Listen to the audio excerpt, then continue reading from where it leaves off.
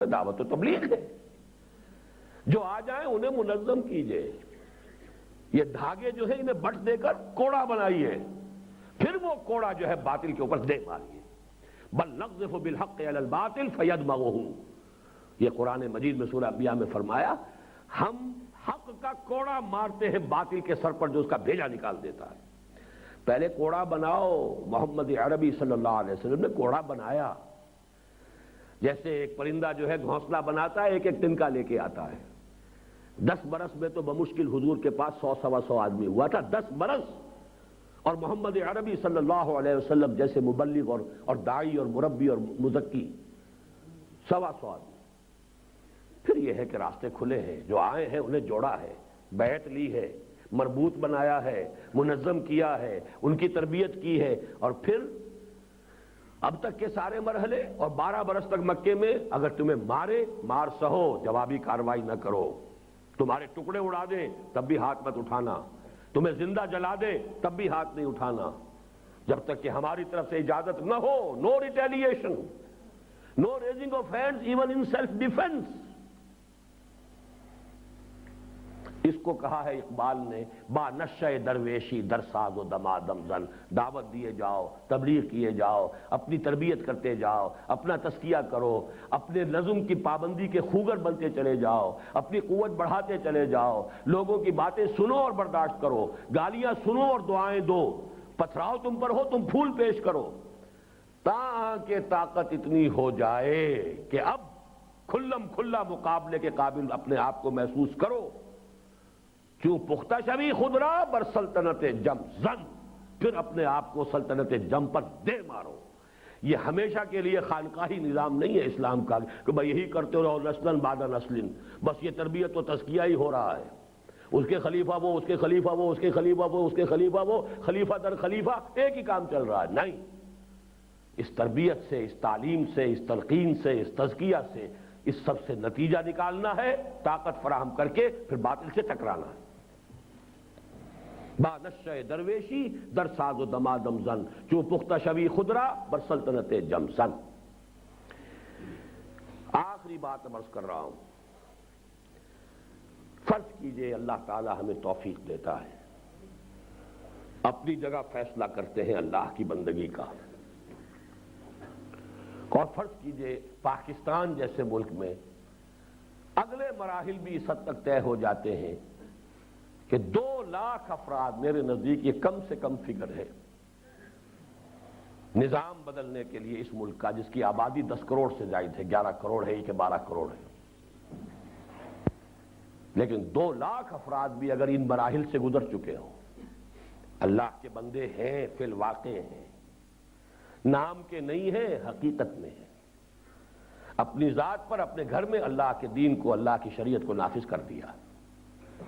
اب یہ میں فرض کے درجے میں کہہ رہا ہوں. پھر وہ مضبوط ہے, منظم ہے, ایک امیر کا حکم مان کر سربکف ہو کر میدان میں آنے کو تیار ہے. ان کے لیے شہادت کی موت کہیں بڑھ کر زیادہ پسندیدہ ہے اس زندگی سے. اگر والی بات ہے ساری.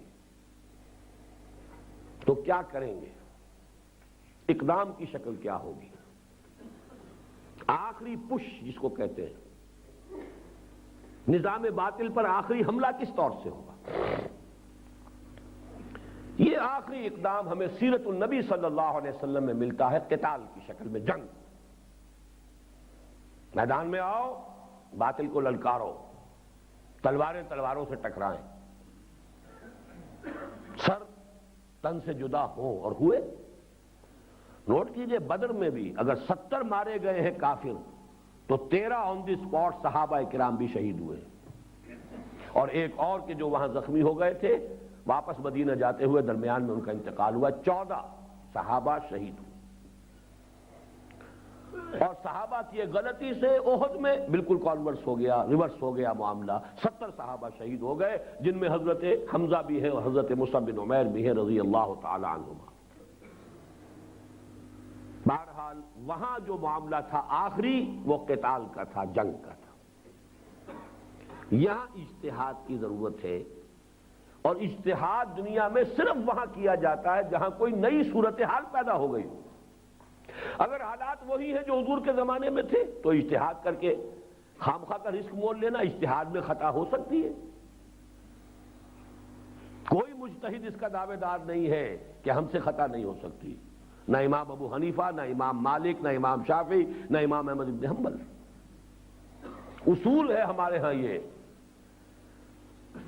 کہ قول اصحابنا صواب محتمل الخطا، ہمارا جو مسلک ہے وہ درست ہے لیکن خطا کا امکان ہے اس میں۔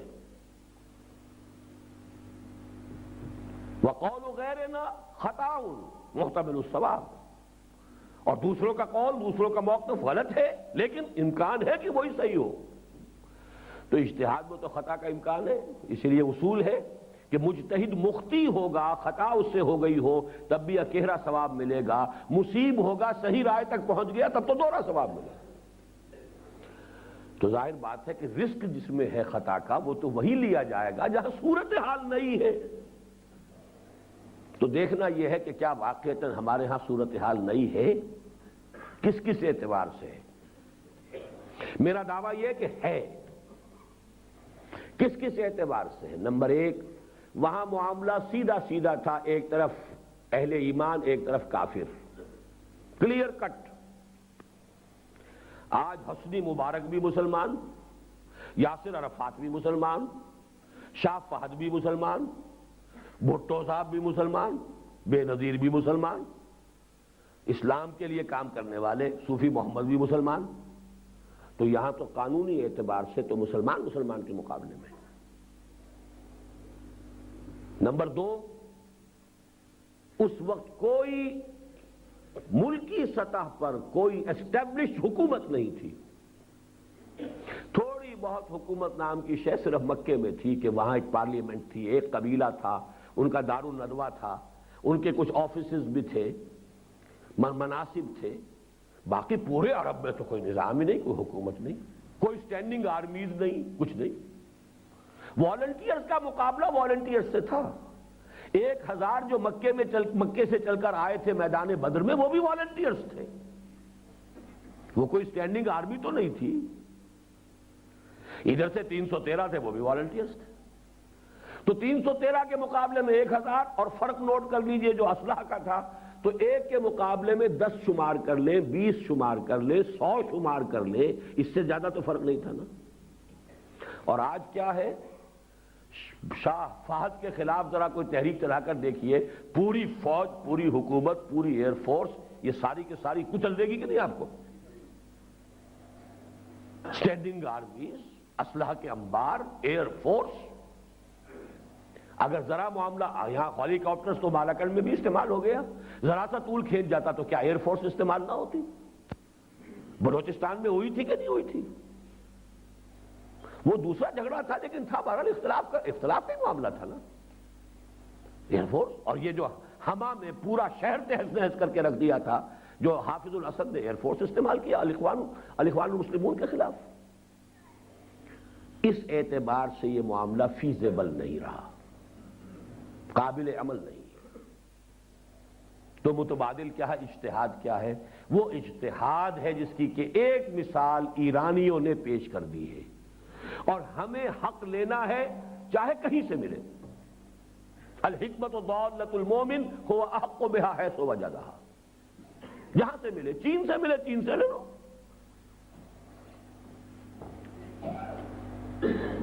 گاندھی نمبر 1 اس صدی میں تھا جس نے غیر متشددانہ عدم تشدد کی تحریک کے ساتھ انگریز کے جڑیں جو ہے اس ملک کے اندر سے ڈھیلی کی، اگرچہ اور اسباب بھی تھے، صرف کانگریس یا مسلم لیگ کی جد و جہد سے یہ ملک آزاد نہیں ہوا۔ جو سیکنڈ ورلڈ وار کے بعد دنیا کا نقشہ بدلا اور جو امریکہ ایک قوت کی حیثیت سے ابھر کر آیا، اس کے اپنے کچھ نظریات تھے، بہت سے اسباب ہیں، اس کو چھوڑ دیجئے۔ لیکن بہرحال ایک مثال پیش کی تھی گاندھی نے اس ملک کے اندر کہ عدم تشدد کے ساتھ عوامی تحریک چلے۔ یہاں تک کہ چورا چوری کا ایک واقعہ ہوا تھا کہ ایک موقع کے اوپر جلوس جو نکل رہا تھا اس پر کہ پولیس نے اگر کوئی زیادتی کی تو جلوس نے جو ہے پولیس اسٹیشن پر حملہ کر کے شاید 30 سپاہی مار دیے تھے، تو گاندھی نے اپنا پوری تحریک کال آف کر دی تھی۔ کہ اگر تم پیسفل نہیں رہ سکتے, I am not going to lead you.